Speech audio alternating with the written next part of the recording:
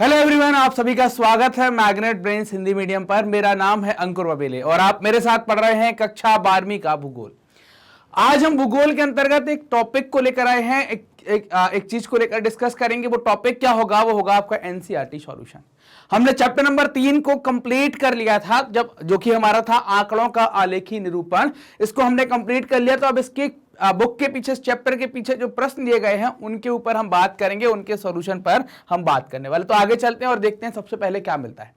सबसे पहले आपको मिलेगा यहां पर कि बहुविकल्पीय टाइप के प्रश्न आपको यहां पर मिलेंगे, है ना। इस जो प्रश्न नंबर 1 है, इसके अंतर्गत आपको बहुविकल्पीय टाइप के प्रश्न मिलेंगे। तो प्रश्न नंबर 1 क्या कहता है इसमें कि दिए गए विकल्पों में से सही उत्तर चुनिए। चुनिए कि जनसंख्या वितरण दर्शाया जाता है। इसमें से बताना है कि किसके द्वारा जनसंख्या वितरण बताया जाता है। आपको अगर याद होगा, हमने अलग अलग मैप के ऊपर अलग अलग विधियों का उपयोग किया था। वर्णमात्री मानचित्रों के द्वारा, समान रेखा मानचित्रों के द्वारा, बिंदुकृत मानचित्रों के द्वारा, या ऊपर में से कोई नहीं। समान रेखा में आप क्या करते हैं? यहां पर समान मान वाले, यहां पर क्या करते हैं? समान मान वाले चीजों को, समान मान वाले जो भी चीज है, जो भी स्थान है समान, जैसे कहीं ताप की बात करें, कहीं दाब की बात करें, कहीं वर्षा की बात करें, कहीं गर्मी की बात करें, उनको मिलाने के लिए हम समान रेखा की बात करते हैं। यहां पर समान मान वाली चीजों को मिलाते हैं। वर्णमात्री में आप क्या कर सकते हैं? अलग अलग जगह पर, अलग अलग जगह पर, मतलब जैसे जम्मू कश्मीर में दिखाना है ना, तो यहां पर इसमें हम रंगों का, छायाचित्रों का, इन सब का उपयोग करते हैं। तो पूरे मैप को, जैसे कहीं केरल में बता दिया ऐसे, है ना, कहीं मध्य प्रदेश में, तो उसको हम बता सकते हैं, वहां पर भी इसका उपयोग करते हैं। लेकिन हमने किसका उपयोग किया था? तो आपको याद होगा कि हमने किया था बिंदुकृत मानचित्र का उपयोग। आपने देखा था कि हर एक बिंदु 2 लाख लोगों को दर्शा रहा था। किसको दर्शा रहा था? 2 लाख लोगों को बता रहा था। तो अब ये बिंदु कैसे बनाना था? जहां पर मैदानी क्षेत्र है वहां पर बिंदु घने थे, जहां पर मैदानी क्षेत्र नहीं है वहां पर घने नहीं थे। कैसे निकाले थे? हर राज्य की जनसंख्या, यहां पर क्या कर रहे थे? यहां पर राज्य की जनसंख्या आप लिख दे रहे थे और उसमें 2 लाख का भाग दे रहे थे। तो जो भी चीज आ रही थी, जितनी भी चीजें यहां पर आ रही थी, वो क्या थी? बिंदु कहलाती थी। उतने बिंदु उस राज्य में बनाने हैं। अब आपको देखना, अब ऐसा नहीं कि आपने थार का रेगिस्तान, राजस्थान पकड़ा और रेगिस्तान में बिंदु बिंदु वहां तो आएंगे नहीं। तो आपको एक सामान्य सा मैप जो कि भौगोलिक, जो आपका भौगोलिक नक्शा होगा उसको आप रखेंगे, प्राकृतिक नक्शे को रखेंगे। जहां पर पहाड़ है, रेगिस्तान है, वहां पर जनसंख्या को कम बनाएंगे। मैदानी क्षेत्रों में वहां पर जनसंख्या को ज्यादा बनाएंगे। अब अगला प्रश्न आ गया, ये प्रश्न नंबर 2 आपके सामने आ गया। जनसंख्या की 10कीय वृद्धि को सबसे अच्छा प्रदर्शित करने का तरीका क्या है? 10कीय मतलब हमारी जो पॉपुलेशन है 1991 से मान लो 2001 में क्या हो गई है, फिर 2011 में क्या हो गई है, इसको बताने के लिए, मतलब ये 10 की वृद्धि है कि 2011 से यहां तक आने में कितनी वृद्धि हुई, यहां से आने में क्या वृद्धि हुई। यहां पर कोई एक फिगर आएगा और इस फिगर को दिखाने के लिए सबसे अच्छी विधि कौन सी है? 4 ऑप्शन है, रेखा ग्राफ, दंड आरेख, वृत्त आरेख, या इनमें से कोई नहीं। किसके माध्यम से आप दिखा सकते हैं सबसे बेहतरीन तरीके से? तो कैसे दिखा सकते हैं? रेखा ग्राफ के माध्यम से। हम क्या लिखेंगे, कैसे करेंगे? आपको याद होगा यहां पर कि हम क्या करते थे, ऐसे 2 एक्सिस लेते थे, एक को कहते हैं एक्स एक्सिस और एक कहलाता है वाई एक्सिस।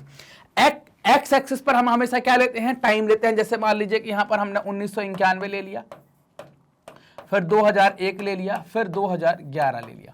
यहां पर हम कुछ वैल्यू ले लेते हैं परसेंटेज में। हमने ले लिया 5%, 10%, 15%, 20%। हमने देखा 1991 में करीब 7% की वृद्धि हुई थी, बिंदु लगा दिया। 2001 में हमने देखा कि ये वृद्धि आपको देखने को मिली है करीब 12-13% की, और 2011 में अगर आप देखें तो ये देखने को मिली है 10% की। अब आपको क्या करना है? इसको एक रेखा से बस मिलाते चले जाना है ऐसे। तो ये रेखा चित्र के माध्यम से आप बहुत अच्छे तरीके से इसको प्रदर्शित कर सकते हैं। क्लियर बात ये वाली? चलिए अगले प्रश्न की बात करते हैं। अगला प्रश्न क्या है? बहुरेखा चित्र की रचना प्रदर्शित करती है। बहुरेखा चित्र मतलब जहां पर रेखाएं ज्यादा उपयोग करते हैं। तो हमने एक बात की थी कि हम इसमें एक डार्क रेखा ले लेंगे या एक डॉटेड रेखा ले लेंगे ब्रेक वाली, और एक बिंदु रेखा ले लेंगे ऐसी वाली, इसका हम उपयोग कर लेंगे। या हम डार्क रेखा कर रहे हैं तो उसमें हम कुछ निशान का उपयोग कर लेंगे। तो ये बहुरेखा चित्र आप क्यों उपयोग करते हैं, इसका क्यों उपयोग आता है, किस चीज की रचना को प्रदर्शित करता है, या किस चीज को प्रदर्शित करने में इसका उपयोग करते हैं? 4 ऑप्शन है, केवल एक बार, 2 चरों से अधिक, केवल 2 चर, या उनमें से कोई नहीं। तो ये किसके लिए होता है? 2 चरों से अधिक, मतलब 2 से ज्यादा चीजों को जब आप बताना है तो आप बहुरेखा चित्र का उपयोग कर सकते हैं। अगला प्रश्न है, कौन सा मानचित्र गतिदर्शी मानचित्र कहलाता है? गतिदर्शी मानचित्र आपको याद होगा, हमने पढ़ा था कौन सा मानचित्र गतिदर्शी मानचित्र कहलाता है? बिंदुकृत नहीं, सम्मान रेखा मानचित्र, वर्णमात्री मानचित्र या प्रवाह संचित्र, है ना। तो क्या कहलाता है प्रवाह, जिसपे हमने देखा था कि हम कुछ चौड़ाई मोटाई ऐसे देखा था आपने कि हम कुछ गंगा नदी ऐसे हमने बनाई है। फिर इसके बाद अपन ने देखा कि बीच में ये काफी सारी, जब इसमें छोटी छोटी नदियां मिलना स्टार्ट हो गई, छोटी छोटी नदियां इसमें मिल रही थी, है ना, कुछ छोटी छोटी नदियां इसमें मिल रही थी। तो इसके बाद हमने पाया था कि कहीं कहीं पर इसकी मोटाई ऐसे बढ़ती चली जा रही थी। आपको शायद अगर याद होगा तो ऐसी मोटाई कहीं कहीं पर बढ़ती चली जा रही थी। अब ये मोटाई क्या बता रही थी, ये मोटाई बताती थी कि भाई वहां पर जल की मात्रा क्या है, जल के क्यूसेक। ऐसे ही हमने परिवहन पर भी बात करी थी, इसका उपयोग कर लिया था कि जहां पर नदियां कई सारी मोटी हो जाती हैं तो उनका हम ऐसे कुछ उपयोग यहां पर कर रहे थे। तो ये क्या है, कौन सा है, प्रवाह, जिसमें आप फ्लो दिखाते हैं, इसमें नदी का या परिवहन का, इन सब के मानचित्रों को आप अच्छे से दिखा सकते हैं। अब आते हैं कि आपको प्रश्नों के उत्तर लगभग 30 शब्दों में देना है। थीमेटिक मानचित्र क्या है आपको बताना है। इसकी 3 विधियां जो है, बिंदुकृत, वर्णमात्री और बिंदुकृत, वर्णमात्री और जिसको हम देखते हैं सम्मान रेखा मानचित्र। ये थीमेटिक मानचित्र मानचित्रों की विविधता है ना, मानचित्रों की विविधता प्रादेशिक वितरणों के प्रतिरूप अथवा स्थानों पर विविधताओं की विशेषताओं को समझाने के लिए विविध मानचित्रों को बनाया जाता है। अलग अलग प्रकार के मानचित्रों को बनाते हैं। यह मानचित्र अलग अलग विशेषताओं को पेश करने वाले आंकड़ों में आंतरिक विभिन्नताओं के मध्य की तुलना दिखाने के लिए भी उपयोगी प्रयोजन प्रदान करते हैं। इनके लिए भी क्या करते हैं, उपयोगी प्रयोजन प्रदान करते हैं। आंकड़े के प्रस्तुतिकरण से आपका क्या तात्पर्य है ना, आंकड़े के प्रस्तुतिकरण से आपका क्या तात्पर्य है। आंकड़े उन तथ्यों की विशेषताओं को हमारे सामने लाते हैं जो प्रदर्शित किए जाते हैं। आंकड़े क्या करते हैं, उन तथ्यों की विशेषताओं को हमारे सामने लाते हैं जो प्रदर्शित किए गए हैं। आंकड़ों के प्रस्तुतिकरण की आलेखी विधि हमारी समझ के क्षेत्र को बढ़ाती है। इससे हम आसानी से समझ सकते, देख कर ही हम अंतर भी लगा लेंगे, क्या बड़ा था क्या छोटा था, किसमें वृद्धि ज्यादा हुई, यह हम आसानी से देख लेंगे। अथवा तुलनाओं को आसान बना देते हैं। आपने देखा कि हमने अगर ग्राफ वाली चीज बना दी है तो आप ये आसानी से तुलना कर पा रहे हैं कि 2011 और 2021 इनमें सबसे उत्पादन आपको इसमें ज्यादा देखने को मिला। यहां पर फिर अगर आप बता दें यहां पर कि 2001, तो आप आसानी से तुलना कर पाते हैं अगर ग्राफ से या टेबल फॉर्म में या कैसे भी आपको बना दिया गया है। तो अगर आप आलेखी विधि का उपयोग करते हैं तो समझ बढ़ती है, हम तुलना कर पाते हैं, समझ पाते हैं आसानी से। इसके अतिरिक्त इस प्रकार की विधियां एक लंबे समय के लिए मस्तिष्क पर अपनी छाप छोड़ जाती हैं, हमारे दिमाग में वो सेट हो जाती हैं। अब अगला प्रश्न आता है कि बहुदंड आरेख और यौगिक दंड आरेख में अंतर आपको बताने हैं। दंड आरेख आंकड़े दिखाने के लिए सबसे सरल विधि होती है ना, आंकड़े दिखाने की सबसे सरल विधि क्या है, जिसको आप दंड आरेख कहते हैं। इसमें आंकड़ों को समान चौड़ाई वाले दंडी या स्तंभों द्वारा दिखाया जाता है। कैसे दिखाते हैं, समान चौड़ाई वाले दंडी या स्तंभों द्वारा दिखाते हैं। इन दंडों की लंबाई वस्तुओं की मात्रा के अनुपात के अनुसार छोटी बड़ी होती है। जहां पर जैसे इस तरीके से हम दिखाते हैं ना, ये 2 एक्सेस आ जाएंगे, एक एक्स आ जाएगा जहां पर समय होगा और एक वाई आ जाएगा जहां पर ये होगा। तो अब क्या करेंगे, कुछ इस तरीके से बना देंगे।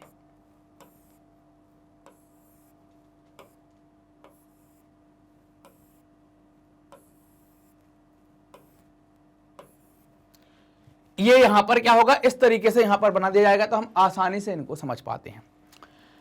दंड आरेख, यदि एक दंड को अनेक भागों में बांटकर उसके द्वारा कई वस्तुओं को एक साथ दिखाया जाता है तो दंड आरेख का निर्माण हो जाता है। कई सारी चीजों को आप दिखा देते हैं यहां पर, है ना। तो उसको क्या कहते हैं, बहुदंड आरेख कहते हैं। क्या कहलाता है वो, बहुदंड आरेख कहलाता है। इस विधि के द्वारा आंकड़ों के कुल योग तथा उसके विभिन्न भागों को दिखाया जाता है। अब देखो, अब ये क्या कर दिया यहां पर, जैसे अगर आपको याद होगा हमने बात करी थी, अगर आपको याद होगा हमने पढ़ा था। अब यहां पर बिजली के उत्पादन वाला नक्शा आप याद करो, उसमें ये पूरा दंड क्या बता रहा है, ये मान लो कि हमने 4-5 डिब्बे अलग अलग बना दिए, मान लो, ठीक है। ये 3 डिब्बे हमने अलग अलग बना दिए। ये क्या है, बिजली उत्पादन की बात कर रहे हैं। ये क्या आ गया, यहां पर उत्पादन आ गया और ये क्या आ गया, वर्ष आ गया। अब वर्ष ये हो गया 1991, ये हो गया 2001 और ये हो गया 2011, ठीक है। अब यहां पर उत्पादन जैसे ही आया तो इस पर एक डब्बा अपन बना देते हैं ऐसा। आपको अगर याद होगा,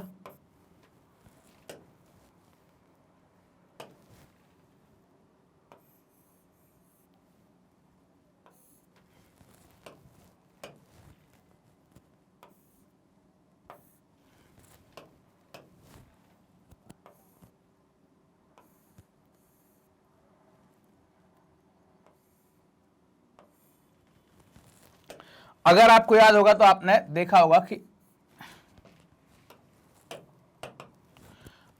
होगा कुछ इस तरीके से। अब ये 3 डब्बे बनाए हैं, अब ये तीनों आपने देखा कि क्या है, अलग अलग चीज को प्रदर्शित कर रहे हैं।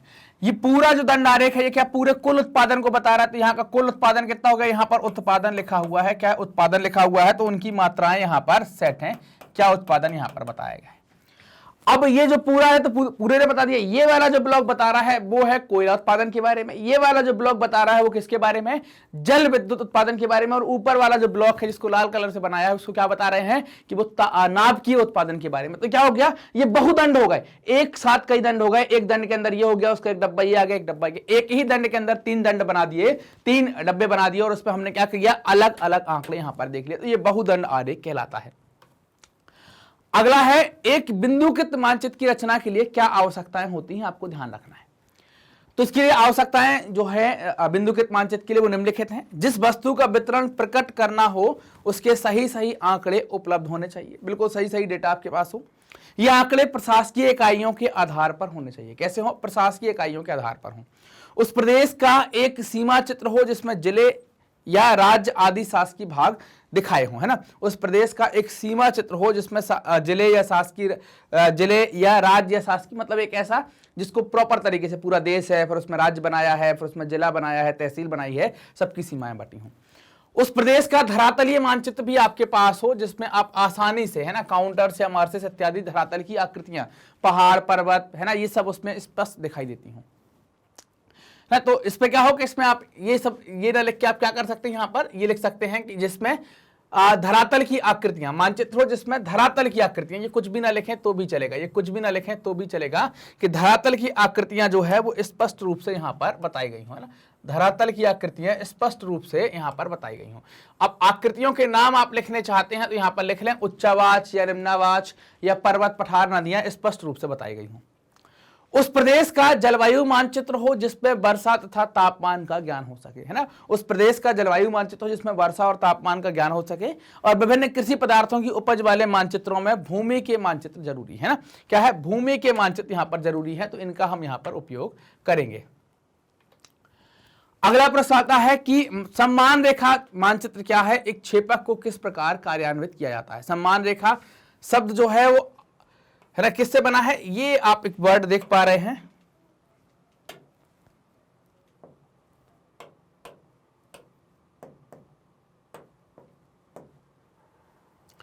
आइसोप्लेथ, है ना, एक वर्ड आप देख पा रहे हैं। सम्मान रेखा किससे बना, आइसोप्लेथ, 2 शब्दों से जोड़कर बना है, जिसमें आइसो और क्या है, प्लेथ आप देख पाएंगे। आइसो का मतलब है समान, प्लेथ का मतलब है रेखाएं। इस प्रकार समान रेखाएं वे रेखाएं हैं जिनका मूल्य, तीव्रता और घनत्व समान हो। मतलब किसी की कीमत के लिए खींची जाए, किसी के मूल्य के लिए खींची जाए, किसी की तीव्रता के लिए खींची जाए, घनत्व के लिए खींची जाए, समान हो। ये रेखाएं उन स्थानों को आपस में जोड़ती हैं जिनका मान समान हो।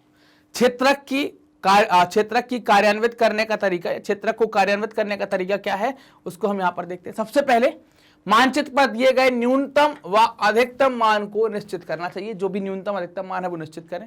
उसके बाद परास की गणना करें, अधिकतम में से न्यूनतम को घटाकर परास की गणना हो जाएगी। उसके बाद श्रेणी के आधार पर एक पूर्ण संख्या जैसे क्या 10, 15, 5, 10, 15, 20, 25 के अंतराल निश्चित कर लें। सम्मान रेखा के चित्रण के बिल्कुल सही बिंदु को निम्नलिखित सूत्र के द्वारा आप ज्ञात कर लें, निम्नलिखित सूत्र द्वारा निश्चित किया जाता है। कैसे किया जाता है निश्चित, आप देखिए, सम्मान रेखा का बिंदु, है ना, सम्मान रेखा का बिंदु, 2 बिंदुओं के बीच की दूरी किसमें, सेंटीमीटर में, और उसमें डिवाइड किसका हो जाएगा, लिए गए बिंदुओं के 2 मानों के बीच का अंतर, और टोटल का गुणा क्या हो जाएगा, अंतराल से। 2 बिंदुओं के बीच की दूरी सेंटीमीटर में, उसमें किसका भाग करेंगे, 2 बिंदुओं के मानों की, और टोटल का गुणा किससे कर देंगे, टोटल का गुणा करेंगे हम अंतराल से। किससे करेंगे, टोटल का गुणा अंतराल से कर देंगे, तो आपको निकल जाएगा क्या है, यहाँ पर सम्मान रेखा के चित्रण की सही बिंदु आपको यहाँ पर पता चल जाएंगे। अब अगला प्रश्न आपके सामने आता है यहाँ पर कि एक वर्णमात्री मानचित्र को तैयार करने के लिए अनुसरण करने वाले महत्वपूर्ण चरणों की सचित्र व्याख्या आप कीजिए। वर्णमात्री मानचित्र को तैयार करने के लिए, है ना, वर्णमात्री मानचित्र को तैयार करने के लिए अनुसरण करने वाले महत्वपूर्ण चरणों को सचित्र इस प्रकार है, चरणों को सचित्र इस प्रकार है। किस प्रकार है, अब एक एक करके हम देखें किस प्रकार हम कर सकते हैं। आंकड़ों को चढ़ते या उतरते क्रम में आप जमा लें। कैसे, चढ़ते या उतरते क्रम में आप व्यवस्थित कर लें। अति उच्च, उच्च और मध्यम, निम्न अथवा अति निम्न केंद्रीय, अति निम्न केंद्रीकरण को दर्शाने के लिए आपको आंकड़ों को 5 की श्रेणियों में आप वर्गीकृत कर लिए। ये 5 ही हो गया ना, 1 हो गया, 2 हो गया, 3 हो गया, 4 हो गया और 5 हो गया। ये 5 हो गया, अति, उच्च, मध्यम, निम्न और अति निम्न। तो इनको 5 के उसमें हमने क्या कर लिया, वर्गीकृत कर लिया। देखो अब श्रेणियों के बाद अंतराल आप कैसे निकाल सकते हो, उसका एक ये फॉर्मूला है। क्या आप अंतराल का मतलब क्या हो गया, परास हो जाता है। कैसे निकालेंगे, अधिकतम मान में से न्यूनतम मान को घटा देंगे। अधिकतम मान में से न्यूनतम मान को घटा देंगे तो आप जो अंतराल है, जो परास है, उसको आप पता लगा सकते हो, उसकी गणना कर सकते हैं। प्रतिरूपी छापाओं और रंगों का उपयोग चुने हुई श्रेणियों को चढ़ाते और उतरते क्रम में दर्शाने के लिए किया जाता है। अलग अलग रंगों का आप उपयोग कर लेंगे तो इसका उपयोग करेंगे तो क्या होगा, नक्शा और अच्छा दिखने लगता है, स्पष्ट हो जाता है, लोगों की समझ में आना स्टार्ट हो जाता है। अगला प्रश्न है कि आंकड़ों को वृत्त आरेख की सहायता से प्रदर्शित करने के लिए महत्वपूर्ण चरणों की आपको विवेचना करनी है। आंकड़ों की आंकड़े की वृत्त आरेख की सहायता से प्रदर्शित करने के लिए महत्वपूर्ण चरणों की विवेचना इस प्रकार है। आंकड़ों को चढ़ते उतरते क्रम में आप क्या करेंगे, व्यवस्थित करेंगे। पहले मानों को दिखाने के लिए कोणों के अंश की गणना करो। खींचे जाने वाले वृत्त के लिए एक उपयुक्त त्रिज्या को चुनना। आपको पता है कि कोणों की गणना करने का फॉर्मूला हम चैप्टर में पढ़ चुके हैं। वृत्त के बीच के चाप एक त्रिज्या की तरह रेखा खींचनी चाहिए। वृत्त के बीच में जो चाप बनाएंगे आप तो एक त्रिज्या की तरह आप रेखा खींचेंगे, फिर उससे आप एक वृत्त बना लेंगे। वृत्त को विभागों की आवश्यक संख्या में विभाजन द्वारा आंकड़ों को प्रदर्शित करें। कैसे, देखिए आपने ये एक वृत्त बना लिया, फिर आप जो केंद्र है यहां से आपने एक लाइन खींच ली। अब आप क्या करेंगे, इसके आधार पर, है ना, इसके आधार पर ये चाप हो गया त्रिज्या। अब इसके आधार पर क्या करेंगे, जैसे कोई आपने निकाल लिया कोणों की संख्या, किसी का आया बोले 73 डिग्री, किसी का आया 15 डिग्री, किसी का आया बोले इतना, किसी का आया इतना, ऐसे आपने निकाल दिया और सबको फिर यहाँ पर अलग अलग कलर से भर दिया तो आसानी होगी। एक रेखा लगाओ केंद्रीय धुरे से लेकर वृत्त तक की, केंद्रीय धुरी से लेकर एक वृत्त तक की फिर रेखाएं हम खींचते चले जाएंगे। इसके बाद वृत्त के कोण को मापा जाएगा और हर एक वर्ग के वाहनों को चढ़ते, वाहन मतलब जो भी चीजें आपके पास, चढ़ते उतरते क्रम में आप लिखेंगे। वाहनों के प्रत्येक श्रेणी के लिए चढ़ते हुए क्रम में दक्षिणावर्त छोटे कोण से शुरू करेंगे। छोटे से इसलिए करेंगे, बड़ा कोण करते हैं तो बाद में छोटे के लिए जगह नहीं बचती, आप बता नहीं पाते, इसलिए छोटे शुरुआत करेंगे और बड़े तक चलेंगे। उसके बाद शीर्षक उपशीर्षक सूचका द्वारा आरेख को पूर्ण करेंगे, क्योंकि फिर हमें शीर्षक लिखना, उपशीर्षक लिखना है, उनको क्लासिफाई करना है, जो भी कोण आए हैं जिनका जो भाग है वो सारी चीजें हम लिखेंगे, तो उसको फिर हम क्या करेंगे, आरेख को पूर्ण कर लेंगे। तो ये हमारे एनसीईआरटी सॉल्यूशंस थे जिनको हमने यहाँ पर कंप्लीट किया। जो बुक के पीछे क्वेश्चन दिए गए थे उनके सारे सॉल्यूशन हमने देखे। चैप्टर देखने के लिए आप चैप्टर के ऑलरेडी वीडियो बन गए हैं तो उनको आप देख सकते हैं वहां पर।